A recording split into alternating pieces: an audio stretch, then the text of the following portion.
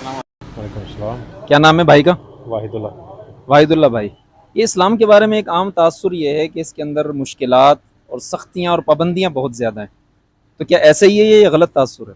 नहीं, इस्लाम दीन जो है ये तो बहुत ही मोहब्बत का दीन है। और बाकी सख्तियाँ तो कुछ भी नहीं है, पर सिर्फ जो बताई गई तरीक़ात है उनको फॉलो करना, क्योंकि हर मज़हब जिस मज़हब में भी जाएंगे वहाँ पर सारी ये स्ट्रिक्टनेस भी है, आसानियाँ भी है, मुश्किलात भी है। पर जितना इस्लाम दीन जो है, जितना अच्छा, और ना ही तो पेचीदगी है इसमें, ना कोई ज़्यादातर कोई मुश्किलात है, बहुत ही साफ़ सुथरा और बहुत ही मोहब्बत से भरा हुआ है। इसमें तो कोई मुश्किलात वगैरह, कोई पाबंदियाँ कुछ भी नहीं है इसमें। किस बात की पाबंदियाँ? हाँ, जो पाबंदियाँ जो आयद की गई हैं वो आपके अपने, अगर वो उसकी बात करें कि अगर हम औरतों की बात करें, उस पे जो पाबंदियाँ हैं